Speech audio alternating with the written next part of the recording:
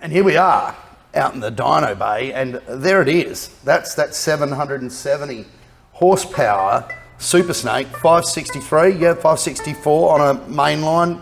It's not far off the money with the big wheels and the big inertial driveline loss of that thing. Right. The 10-speed auto have anything to play with that? That would be barely efficient. But when you're driving a wheel and tyre this big, it really should have been done on the hubs, but we didn't have the adapters for them back then. Yes. But 420 kilowatts at the wheels for a factory car, that's, well, okay, well, it makes more than a 720S does, and it's 720 horsepower McLaren. Yeah.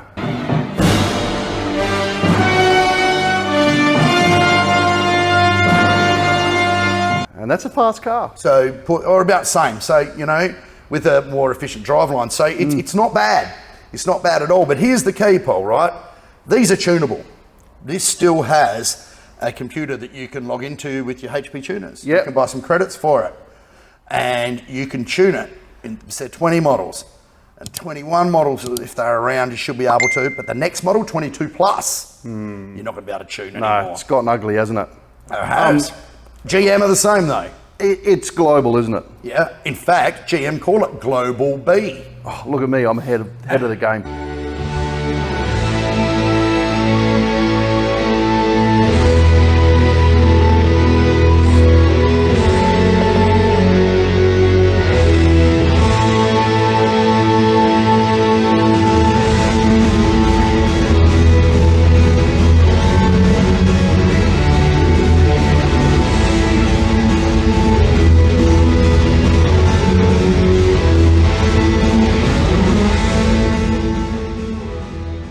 What do Ford call it? Global V. FNV. What does FNV stand for? No, effing choice. Yes, effing very good. It's a fully networked vehicle. There you go. I knew it was something like that. And what's the excuse that they've made all these? They've made these computers essentially untunable. I don't care who you are. You're not going to be getting into the latest generation stuff. And what's their excuse? Well, it's simple, really. From what I understand, the EPA have said no mucking around with what you supply. Their excuse is actually to stop cyber hackers because they're going to over-the-air updates. What's the real reason? Let me think about it. To keep you out, home tuners. No tuning. No tuning. Yeah. Because these things leave with what's called an EPA certified tune, don't they? Like every car in the world does, like every car here does. Like every Volkswagen's ever done. Well, ask Stellantis. You know what I'm saying? Yes. Yeah, but yeah, like every car is meant to have done. Yeah. Yeah, but don't they just supply one to the government?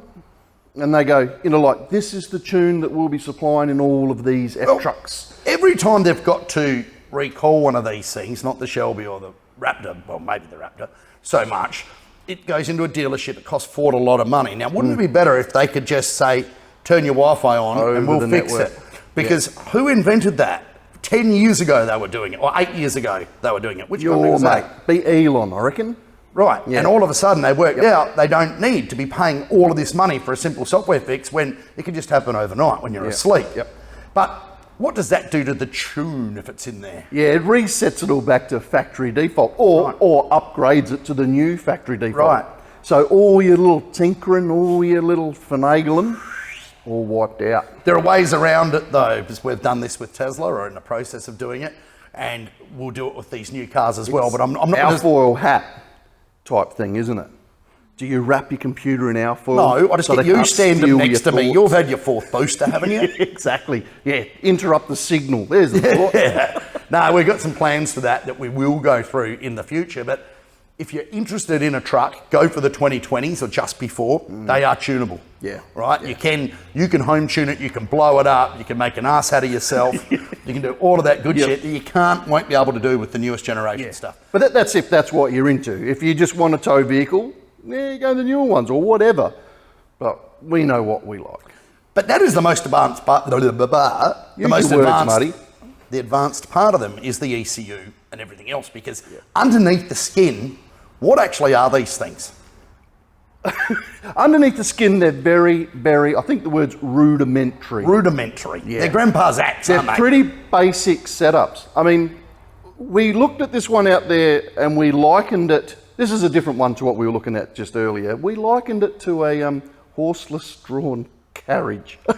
Or a horse-drawn carriage. It's not Speaking of, horseless. well, let's go out and have a look at it. Yeah.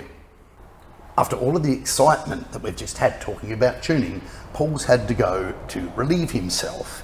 So, not to give him any home tuner aspirations, we'll just quickly step through about how good this Whipple tune is. Dead straight line, all the way up, absolutely perfect in the power delivery.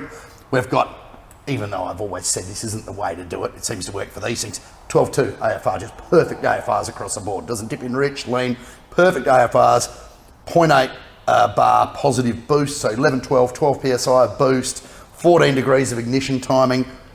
Even though you can tune this thing, if you gave it to Paul with a fully credited HP tuners dongle, he'd manage to knock about 20 off that. So, and there he is laughing in the background, he gave it away, but they are tuned really, really well out the box, so why would you even touch it? Because you can. Exactly. But look at the paint on this, Marty. Oh, not again. What do you mean, look at the paint on it? It's white. No, it's not. Have a look.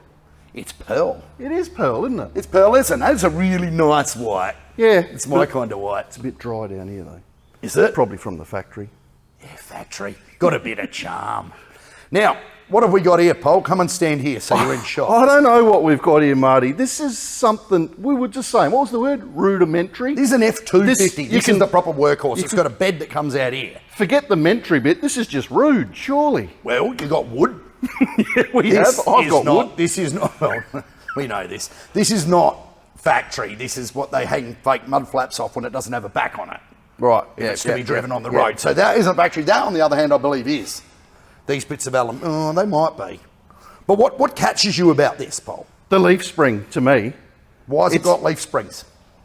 There's something about a leaf spring that no matter how... Something about a leaf. Yeah, yeah, true. But they just don't stuff up, really, out in the... Load carrying world. Load carrying. Yeah. And what about this? What's this? What's all this stuff here? What are these big bars, Paul? That is your full chassis, which would go from this end of the vehicle all the way down to the other end of the vehicle. Take yourself on that. Yeah, well, I won't smack And that what are the around. two fillers there? Well, we're going to have diesel, Diesel, what's and the we're other going to one? have AdBlue, I'm guessing. What's that? What's AdBlue? Well, if you look at the height, yeah. Oh, it is urea, isn't it? yeah. Well, actually, that doesn't work so much Well, for me. for the bigger guy, there might be a step that comes down. Okay, so it's a diesel, big, dirty, stinking diesel, 6.7 power stroke, ready to do some work. What year? We looked. This would be a 19. 2019. 18. Live axle, Live axle. leaf spring. Yeah. That's Nice been badges. around since Before cars. before cars. Unbelievable, really. And when we get on to our next segment in this, which we won't do now, we're going to have to rely on a lot of CGI, unfortunately. We can basically stand in an empty room. Yep. This is why Cybertruck's going to throw all of this crap in the bin. It doesn't have any of this. Nothing. None of this, none of this, What, none no of those suspension springs. and no chassis. Pretty much. Air suspension and the body's the chassis. Yeah. So that is where trucks have been this way forever. Yeah, they have. They have been this way forever since the 30s, when utility trucks, or 20s when they were first invented. 100 years, right? Yep. They've been the same without any paradigm shift, without any great change, and that's all about to come to an end this year, and that's why I'm so excited. But how are people going to feel about not having creaking cart springs, no lowering blocks, No charm. no charm? Well, no paint. Well, it's certainly going to be one for the ages, isn't it? Yeah, no paint. I'm not going to like that. You got to look at the file finish look on at that the finish. panel. Yeah, and true. when you do scratch it, you get out your Brillo pad and you fix it. Yep. Rub it back out. So, Paul, some parting thoughts for you on American trucks and where you could see one in your life. I actually can't see one in my life. I'll be honest.